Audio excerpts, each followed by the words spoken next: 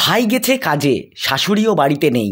পাশের ঘরে ভাইয়ের বাচ্চা সারা রাত কাঁদার জন্য ঘুমে ব্যাঘাত ভাসুরের। ভোর হতেই গরম মেজাজে ধারালো দা দিয়ে এলোপাথারি কোপ বৌমাকে। পাগল হলে পাগল বাড়িতে রাখবে কিসের জন্য? পাগল থাকবে পাগলা ঘরেতে। আজকে ওর নিজের ছেড়ে দিয়েছে, পাশে হলে কি ছেড়ে দিত কেউ?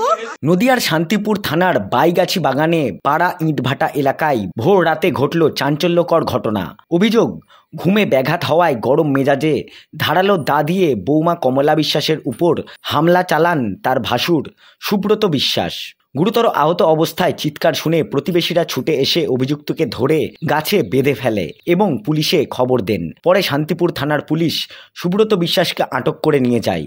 অন্যদিকে রক্তাক্ত ও আশঙ্কাজনক অবস্থায় কমলা দেবীকে শান্তিপুর স্টেট জেনারেল হাসপাতালে ভর্তি করা হয়।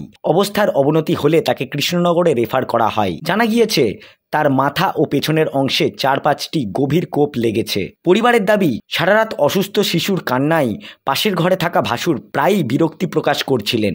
পুলিশ প্রাথমিকভাবে পারিবারিক অশান্তিকে কারণ হিসেবে মানলেও পূর্বের কোনো শত্রুতা রয়েছে কিনা তা খতিয়ে দেখা হচ্ছে। ঘটনায় এলাকায় ব্যাপক চাঞ্চল্য ছড়িয়েছে। কাজে বেরোচ্ছিলাম, রাস্তায় দাঁড়িয়ে আছি, হট করে দিকে বাড়িতে দিকে চেঁচামেচি হচ্ছে।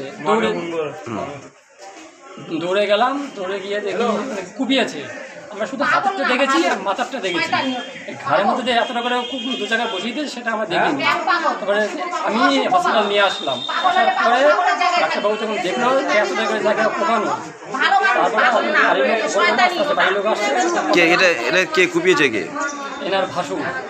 আচ্ছা, ওনার স্বামী কোথায় কাজ করে জানি না, বউটাকে এভাবে বাড়িতে রেখে বাচ্চাটা আছে রেখে কাজে এখানে ওখানে কাজে চলে যায়। ওনার তো জানা দরকার যে আমার বউ ঘরে একা, আমার ভাইটা এরকম।